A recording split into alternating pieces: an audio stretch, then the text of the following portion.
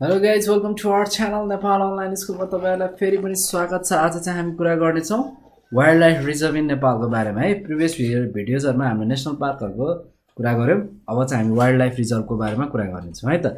अब wild life reserve चाहिँ केको लागि डेभलप गरिएको हो मेनली भन्ने कुरा आउँछ है। यसले चाहिँ कन्जर्भेसन अथवा म्यानेजमेन्ट गर्छ एनिमललाई र तिनीहरूको ह्याबिटेन्ट्सहरुलाई है। वाइल्ड लाइफ नामै त वाइल्ड लाइफ रिजर्भ है।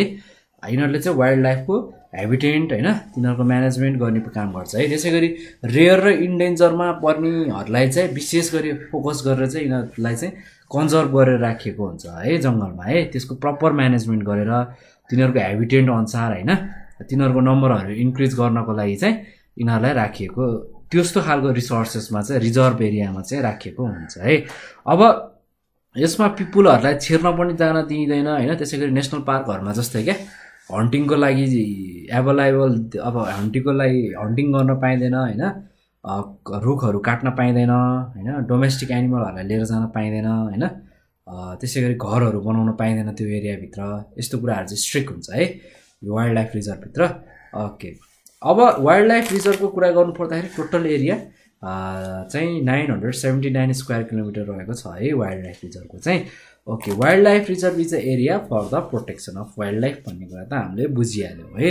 ओके, अब हाम्रो नेपालमा रहेका वाइल्ड लाइफ रिजर्भहरूको बारेमा कुरा गरौँ है त। र फर्स्टमा कुरा गरौँ पर्सा वाइल्ड लाइफ रिजर्भको कुरा गरौँ। टाइप 1 मा फर्स्टमा पर्सा वाइल्ड लाइफ रिजर्भ।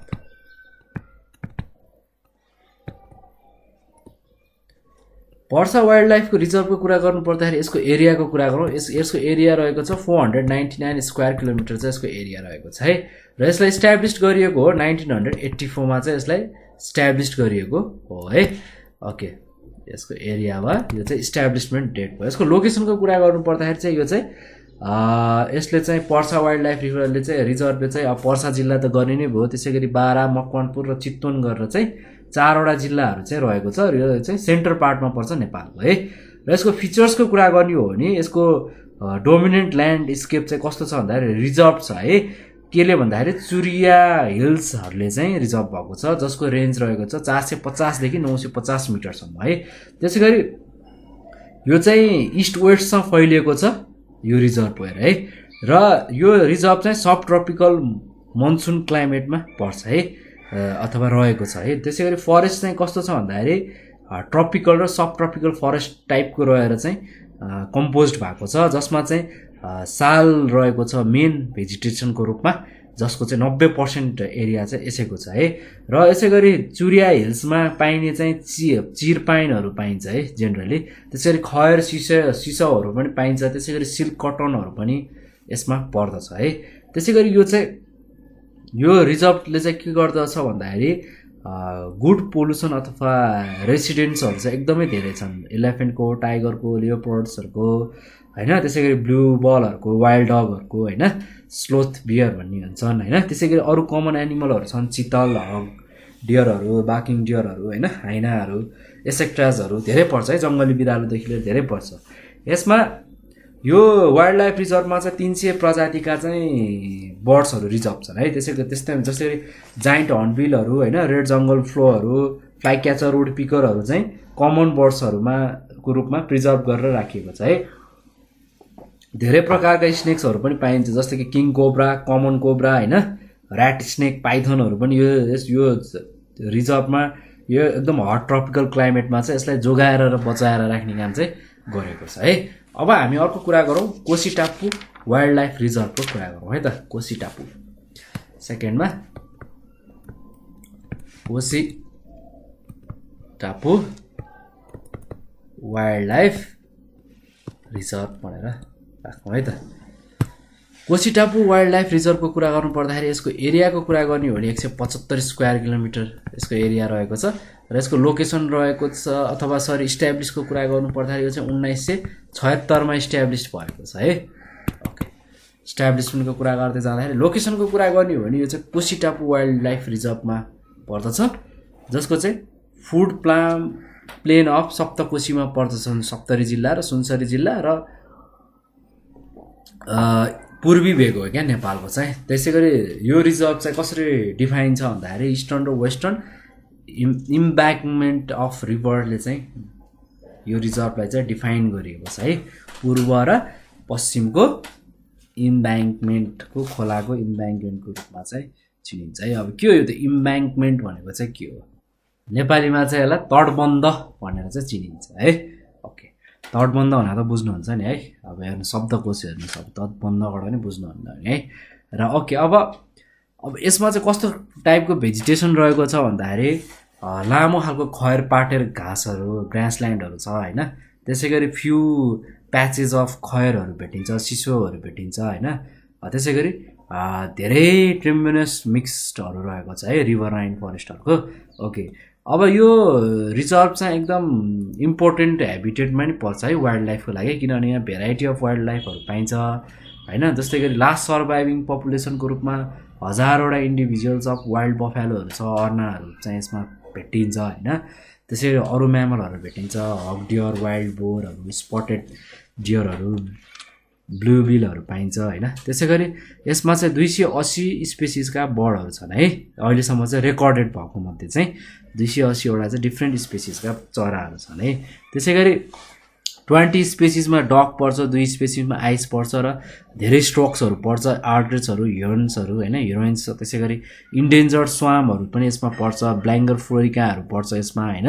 त्यसै गरी कोसी ब्यारेक पनि रहेको छ यसमा चाहिँ, जुन चाहिँ Koshi barrage is an extremely important as a resting place of for migratory birds है। र मेनी स्पेसिसहरू चाहिँ रेकर्डेड भएको छ, जुन चाहिँ नेपालको अरू भूभागमा चाहिँ खासै भेटिँदैनन् यस्तो चराहरू है, चरा अथवा स्पेसिसहरू भनौँ न है। अब द इन्डेन्जर्स गार्लियल क्रोकोडाइल र यो ग्यान्जेटिक डल्फिन पनि यहाँ चाहिँ रेकर्ड गरेर राखिएको छ कोसी खोलामा है, कोसी रिभरमा। ओके, थर्डमा कुरा गरौँ हामी धोरपाटन हन्टिङ रिजर्भको कुरा गरौँ। धोरपाटन हन्टिङ रिजर्भ, यसको केही पनि डिटेलमा नलेख्नुको कारण चाहिँ यो चाहिँ तपाईँहरूलाई नोट्स चाहियो भने माग्नुहोस् है। यो के कसो यताउति लेख्नलाई होइन डिफिकल्टिज होला जस्तो लाग्छ भने चाहिँ नोट्स माग्नुहोस्, म नोट प्रोभाइड गरिदिन्छु। तर यो बुझ्दै लेख्दै गऱ्यो भने राम्रो यो कुराहरू है। ओके, धोरपाटन हन्टिङ रिजर्भको कुरा गर्नु पर्दाखेरि यसको एरिया रहेको छ 1325 स्क्वायर किलोमिटरमा चाहिँ यो फैलिएको छ है। र यसको स्ट्याब्लिस चाहिँ 98-83मै भइसकेको थियो, तर यसलाई अफिसियल्ली एनाउन्स गर्यो 1987मा चाहिँ यसको स्ट्याब्लिसमेन्ट चाहिँ अफिसियल्ली एनाउन्स गरेको है, अफिसियल्ली चाहिँ। अब यसको लोकेसनको कुरा गर्नु पर्दाखेरि चाहिँ यो चाहिँ म्याग्दी बागलुङ जिल्लाहरूमा पर्छ होइन, जुन चाहिँ धौलागिरी हिमालको रेन्ज छ जहाँ चाहिँ पश्चिम पाटको नेपालमा भने। त्यसै गरी प्युथा, चुरेन र गुर्जा हिमालहरू पनि एक्सटेन्ड भएको छ नर्दर्न बोर्डरतिर है। ओके, अब यो चाहिँ एउटा मात्र हन्टिङ रिजर्भ हो नेपालमा है, जसले चाहिँ कसलाई एट्र्याक्ट गर्छ भन्दाखेरि नेप्लिज सँगसँगै फरेनर हन्टर्सहरूको लागि है। र यसमा चाहिँ जेनरली ब्लू सिप र अदर एनिमलहरूलाई पनि अलिअलि हन्ट गर्न दिन्छ है। The reserve is characterise by alpine, sub alpine र हाई टेम्परेचर भेजिटेसनहरूले है। र यसमा कमन प्लान्टहरू पाइने स्पेसिसहरू चाहिँ एफआइआर, फिर, पाइन, ब्रिच, रोडोडेन्ड्रन, हेमलक, वेयर, जुनिपर यस्तोहरू पर्दछ है। त्यसै गरी यो रिजर्भ चाहिँ एउटा प्राइम हेबिटेन्ट हो ब्लू सिपको लागि है र हाइली कभर्टेड ट्रफी हो। त्यसै गरी अरू एनिमलहरू पनि पाइन्छ यसमा, लियोपोर्ड गोल्ड, हिमालयन तारहरू, हिमालयन ब्ल्याक बियरहरू होइन, बार्किङ डियरहरू पर्दछ। त्यसै गरी पेजेन्ट र प्र्याटिजेन्ट्स आर कमन र भाइबल पोल्युसनमा रहेको छ यो रिजर्भमा है। ओके, त्यसै गरी इन्डेन्जर एनिमलहरू पनि रिजर्भ गरिएको छ, जस्तै कि मक्स डियर र वुल्फ रेड पान्डाहरू पनि यसमा चाहिँ रिजर्भ गरेर राखेको छ है। अब हामी थोरै कुरा गरौँ, नेसनल पार्क पनि पढ्यौँ, वाइल्ड लाइफ रिजर्भ पनि पढ्यौँ। अब चाहिँ हामी कन्जर्भेसन एरियाको कुरा गरौँ।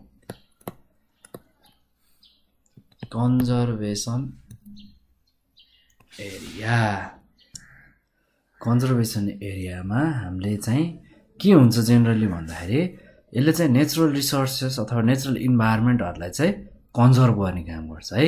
र यो चाहिँ सस्टेनेबल युजको लागि हो नेचुरल रिसोर्सेसको है। यसले चाहिँ स्ट्रिक्टली फलो गर्छ सस्टेनेबल डेभलपमेन्टको प्रिन्सिपललाई चाहिँ एकदमै स्ट्रिक्टली फलो गरेर चाहिँ काम गरेको हुन्छ है। र नेपालमा चाहिँ लगभग 11,332 स्क्वायर किलोमिटरको चाहिँ कन्जर्भेसन एरिया रहेको छ है। र फर्स्टमा हामी कुरा गरौँ अन्नपूर्ण कन्जर्भेसन एरियाको कुरा गरौँ। यसको कुरा गर्नु पर्दाखेरि चाहिँ यो चाहिँ सङ्खुवासुवा र सोलुखुम्बु जिल्लामा पर्छ होइन। त्यसै गरी अरुण रिभरको बोर्डर पर्छ यसको पूर्वतिर भने सगरमाथा नेसनल पार्क पर्छ यसको वेस्टतिर र नेपाल तिब्बत बोर्डर पर्छ नर्थतिर र त्यसै गरी साउने साँधे रिजिट पर्छ साउथपट्टि है। र यसको एरियाको कुरा गरौँ त है। यसको एरियाको कुरा गर्नु पर्दाखेरि चाहिँ यसको चाहिँ 7,629 स्क्वायर किलोमिटर चाहिँ यसको वर्ग किलोमिटर रहेको छ। र यसको इस्ट्याब्लिस चाहिँ 1992 मा भएको है। हेरौँ न है, हामीले त्यत्रो भिडियो हेर्दै जाँदाखेरि जम्मा एउटा मात्रै डेभलप के अरे लेटेस्ट पछिल्लो समयमा भएको एउटा छ, बाँकी सबै यिनीहरू चाहिँ 19 समथिङतिरै भएको भेटिन्छ है। र यो चाहिँ एउटा मात्रै प्रोटेक्टेड एरिया हो नेपालमा है, जहाँ चाहिँ स्ट्रिक्ट नेचर रिजर्भ रहेको छ है विथ है। र यो पार्कमा चाहिँ एकदम रिचेस्ट छ र यसमा पनि युनिक पकेटको रूपमा चिनिन्छ प्लान्ट र एनिमलको लागि है नेपालको।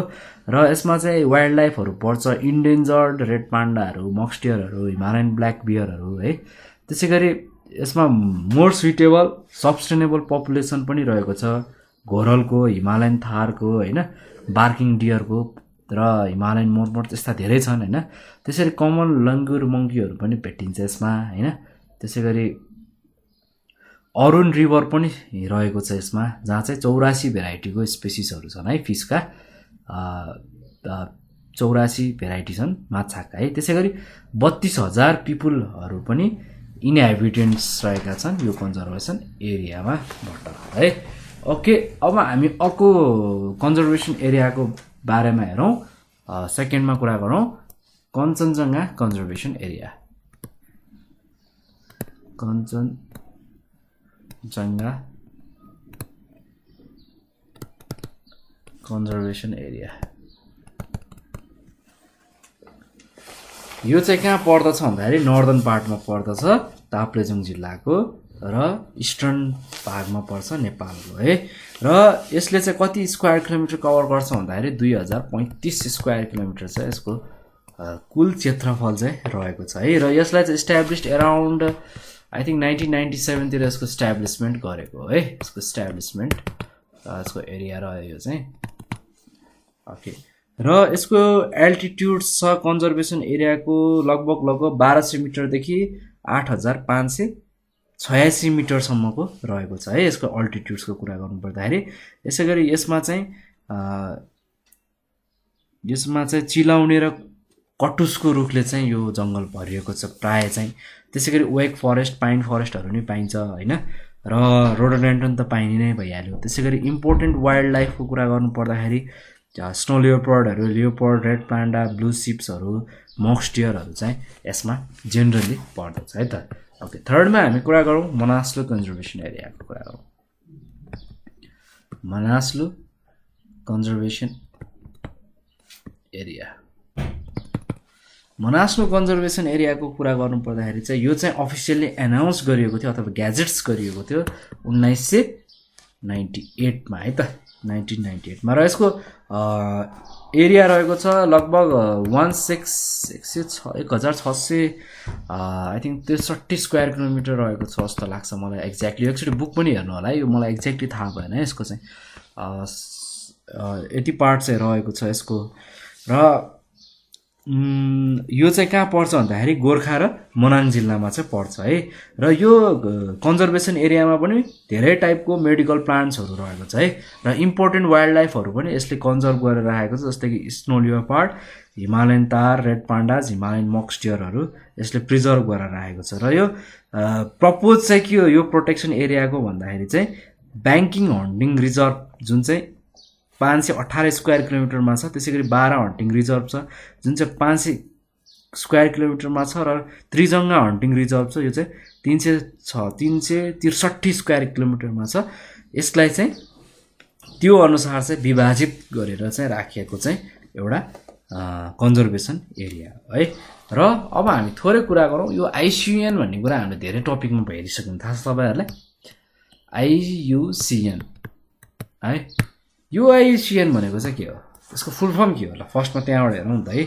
यसको फुल फर्म रहेको छ international, U means union obviously, further C भन्नाले कन्जर्भेसन, के को कन्जर्भेसन भन्दाखेरि कन्जर्भेसन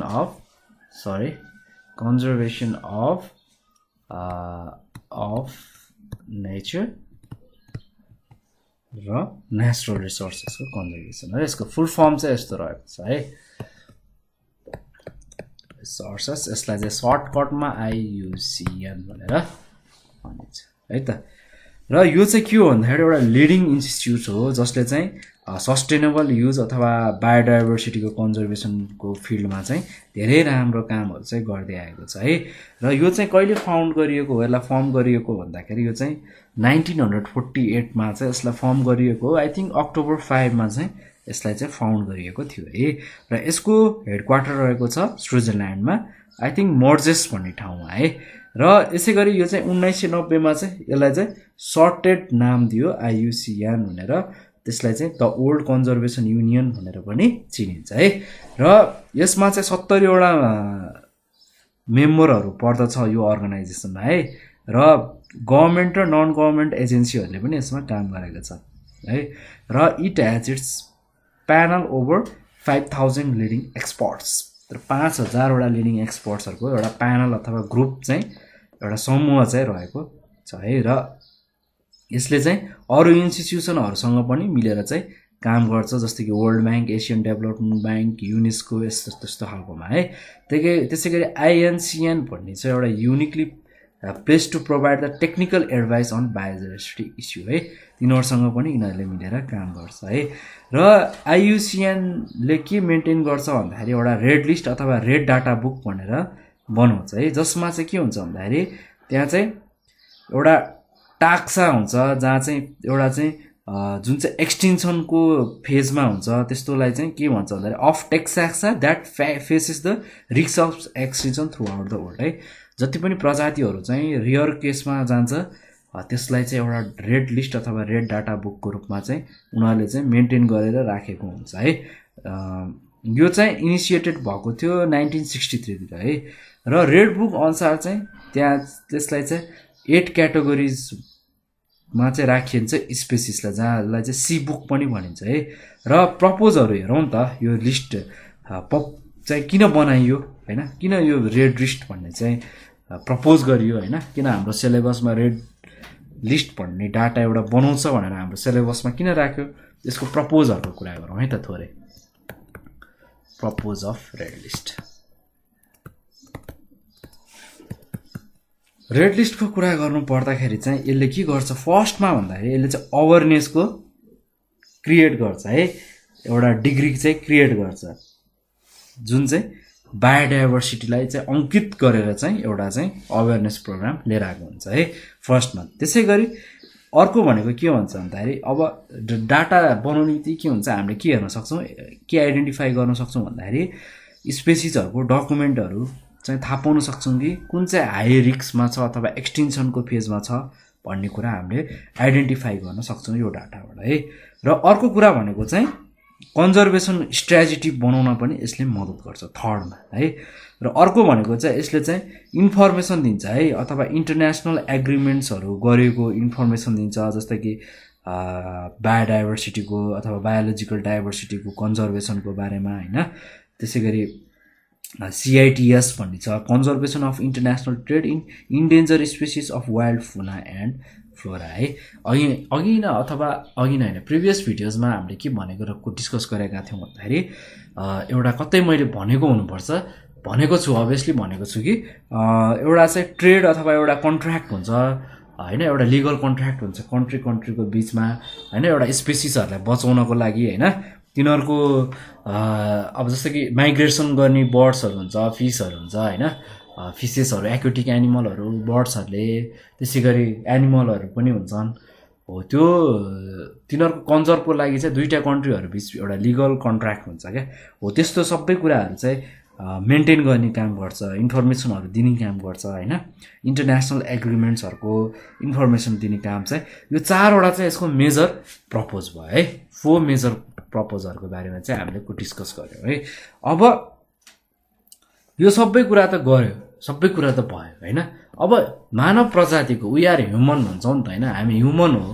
होइन अहिले हामी स्टुडेन्टको फेजमा छौँ होइन हामीले अहिले यो कुराहरू पढ्नु पऱ्यो नि त बुझ्नु पऱ्यो नि त होइन जनचेतना जागृत गरौँ नि त हामी युथको काम त हो होइन हामीले फर्स्टमा आफ्नो घरमा यो कुराको कन्भिन्स गर्नु पऱ्यो होइन हाम्रो फ्यामिली मेम्बरमा कोही त्यस्तो हुनुहुन्छ भने होइन अलिकति जङ्गलतिर गइदिने होइन बनकुखुरा सनकुखुरा मारिदिने होइन बाघ के भेटिन्छ मारिदिने भएन नि त यो कुरा होइन हामीले त अब कालिज सालिज भनेर के भनेर चिनिन्छ नि त आई डोन्ट नो धेरै नेपाली नेमहरू चाहिँ मलाई त त्यति थाहा भएन त्यही पनि थाहा छ अब अहिले ठ्याक्कै याद भएन होइन त्यस्तो कुराहरूलाई त अलिकति हामीले कन्जर्भ गर्नु पऱ्यो नि त होइन अलिकति हाम्रो सोसाइटीतिर कम्युनिटीतिर होइन फ्यामिलीमा अवेरनेस ल्याउँ सोसाइटीमा अवेरनेस ल्याउँ होइन र ह्युमन रेस्पोन्सिबिलिटीको बारेमा सुरुमा म कुरा गर्न खोज्छु है त ह्युमन हामी सबै ह्युमन हो मान्छे भन्छौँ होइन सोसियल एनिमल भनेर हामीले चिन्छौँ हामीलाई हामी एकदम चेतनशील र ऊर्जनशील मान्छौँ आफूलाई एकदमै बुद्धिमानी मान्छौँ होइन तर अब हामीलाई नै धेरै कुराको ज्ञान चाहिँ छैन यसको होइन अब हामीलाई त ज्ञान लिनु पऱ्यो र अब यसलाई हामी रेस्पोन्सिबिलिटिजको कुरा गरौँ ह्युमन रेस्पोन्सिबिलिटी फर द मैले चाहिँ के भने प्रोटेक्सन अफ अर्थै भनिदिएँ कुनै पनि वन्यजन्तु एउटा कुनै पनि फुना अथवा कुनै पनि एनिमल कुनै पनि लाइफ छ नि अर्ग्यानिजम होइन कुनै पनि चाहिँ लोप हुनु भनेको चाहिँ इकोसिस्टममा धेरै ठुलो असर पर्नु है र यस प्रोटेक्सन अफ अर्थ नै भन्छु म चाहिँ ह्युमनलाई धेरै असर पर्न सक्छ कुनै एउटा अर्ग्यानिजम नहुने बित्तिकै ल हेरौँ ह्युमन रेस्पोन्सिबिलिटी चाहिँ के हुनुपर्छ प्रोटेक्सन अफ अर्थको लागि है र नेचरै एउटा यस्तो कुरा हो जसले चाहिँ हामीलाई लाइफ टाइम सपोर्ट गरिरहेको हुन्छ है नेचुरल्ली हामी ग्रो हुन्छौँ होइन नेचुरल्ली हाम्रो यो बुद्धि विकास भन्छौँ हामी त्यस्तो टाइपको विकास हाम्रो प्राकृतिक रूपमा हुन्छ होइन र प्रकृतिले हामीलाई सबै कुरा दिएको छ होइन सबै कुरा दिएको छ तर हामीले प्रकृतिलाई नै नष्ट गर्ने काम गर्नुहुन्छ त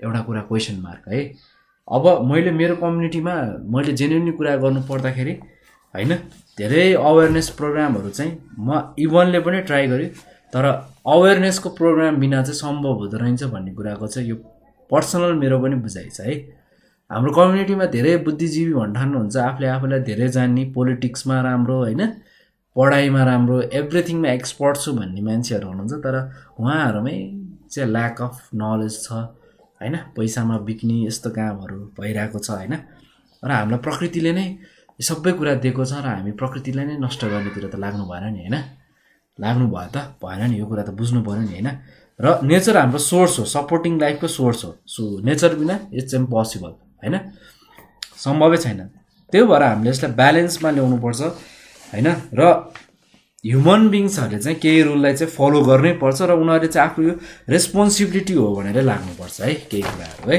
र फर्स्टमा कुरा गर्दाखेरि चाहिँ नेचुरल रिसोर्सेस चाहिँ प्रपरली युटिलाइज हुनु पऱ्यो रिसाइकल हुनु पऱ्यो र कन्जर्भ हुनु पऱ्यो है युटिलाइज हुनु पऱ्यो त्यसलाई जोगाउनु पऱ्यो र रिसाइकल हुनु पऱ्यो है र हामीले अल्टरनेट खोज्नु पऱ्यो नेचुरल रिसोर्सेसको युजको अल्टरनेट भन्नुको मतलब एक्सेसिभ युज गर्नु भएन कुनै पनि चिजको भन्नु खोजेको हो क्या है नेचुरल रिसोर्सेसको केही अल्टरनेट चाहिँ हामीले खोज्नु पऱ्यो फर्स्टमा सेकेन्डमा कुरा गरौँ जति पनि वाइल्ड लाइफहरू छन् स्पेसली इन्डेन्जर स्पेसिस छन् यिनीहरूलाई प्रोटेक्ट गर्नै पऱ्यो है उनीहरूलाई हामीले प्रोटेक्ट गर्नै पऱ्यो है वाइल्ड लाइफमा राखेर हुन्छ कि कन्जर्भेसन एरियामा राखेर हुन्छ कि हामीले यो कुरा बुझ्नु पऱ्यो र सबैलाई बुझाउनु पऱ्यो है थर्ड पोइन्टको कुरा गर्नु पऱ्यो भन्दाखेरि फरेस्टहरू इनडिस्क्रिमिनेट गर्नु भएन त्यसलाई है इनडिस्क्रिमिनेट गर्नु पऱ्यो कटिङ अफ फरेस्ट्री जुन चाहिँ चेक गर्नु पऱ्यो होइन त्यसै गरी हन्टिङहरू रोकिनु पऱ्यो है त्यसै गरी हामीले जङ्गल फडानीको त खुब कुरा सुन्छौँ वृक्षारोपणको नि हामीले कतै कुरा सुनिरहेका छौँ है वृक्षारोपण हुँदै जानु पर्यो। एफोरेस्टेसन प्रोग्राम चाहिँ इन्करेज गर्नु पर्यो क्या कम्युनिटीमा, गाउँघरतिर होइन। हामीले हाम्रै घर अगाडि पनि होइन अलिकति स्पेस छ भने लगाउने होइन।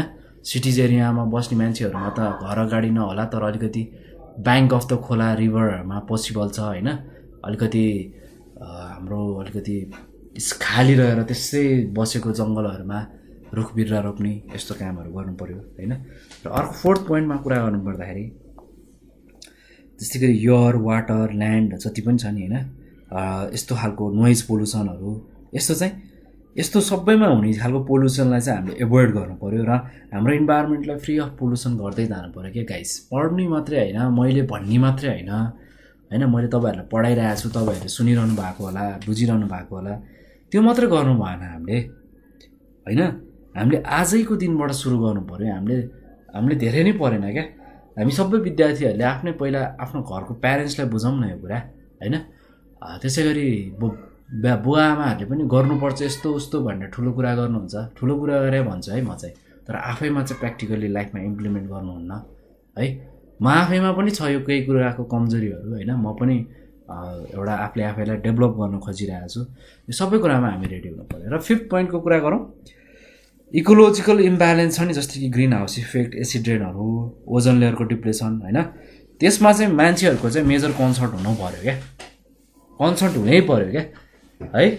मेजर कन्सर्न चाहिँ हुनै पऱ्यो यो कुरालाई लिएर होइन। के छ होइन, इन्डस्ट्रीहरू छाप्पै बन्द गर्ने होइन, त्यसलाई के गरी हामीले अल्टरनेट रूपमा चाहिँ होइन के गर्यो भने चाहिँ त्यसको जस्तै कि पोल्युसन फ्री बनाउन सकिन्छ कि कति इन्डस्ट्रीहरूलाई होइन। कुनै फ्याक्ट्रीले धुवा निकाल्छ, त्यसलाई अलिक प्युरिफाई गरेर हावामा छोड्न सकिन्छ कि, यस्तो प्रविधिहरू धेरै छ क्या है। त्यस्तो कुराहरूलाई हेर्ने होइन, सबै फ्याक्ट्रीहरूलाई बन्द गरिदिनु पर्छ भन्ने पनि कुरा होइन आजको मोडर्न डेजमा होइन। त्यो कुराहरू हामीले विचार गर्नुपर्छ होइन। त्यसै गरी इन्डस्ट्रीले निकाल्ने सोलिड वेस्टहरूलाई कसरी राख्ने अथवा त्यसको कम कसरी निकाल्न सकिन्छ, कम वेस्टहरू त्यसको स्टडी गर्ने, त्यस्तो कुराहरू पनि हामीले स्टडी गर्नुपर्छ है।